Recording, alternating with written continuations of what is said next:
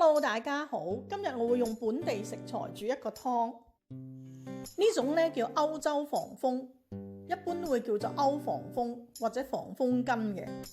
佢樣咧好似紅蘿蔔，煲完湯之後咧比紅蘿蔔腍少少嘅，咁佢好有營養嘅，可以咧降血壓啦，對心臟病啊、抗癌都好有好處。煲湯幾好飲，但係炒咧我就覺得佢非常之難食。瘦肉俾一片薑出一出水，我用呢個係豬柳，喺雪櫃隨手攞嘅咋。咁如果你買呢，買豬展就會比較好啲。歐防風去皮啦，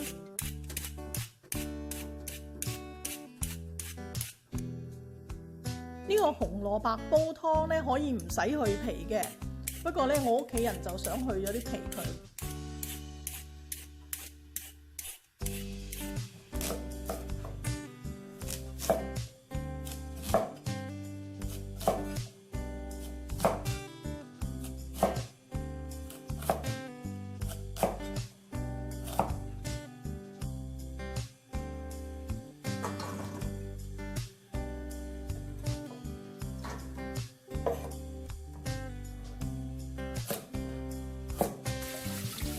瘦肉出完水之後洗返乾淨，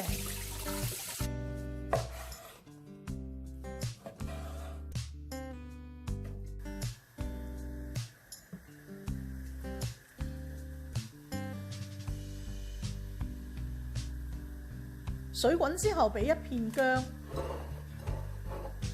將我哋所有嘅材料擺晒落去煲就得㗎喇。大火煮滾10分鐘。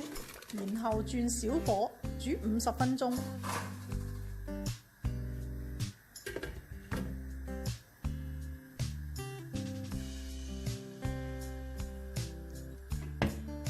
個湯呢，我已經煲咗1個鐘。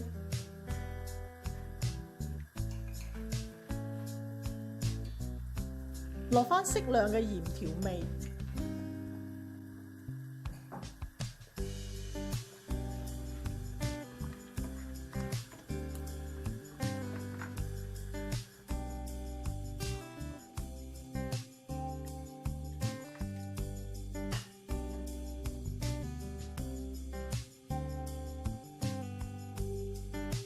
等我試一試呢個湯先。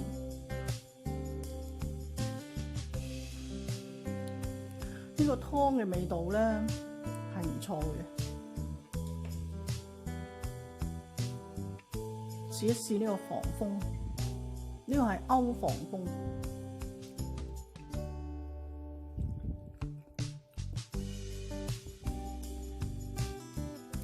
佢煲完湯咧，個質地咧佢冇特別。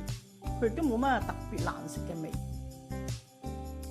即係好似紅蘿蔔咁上下，係腍咗少少。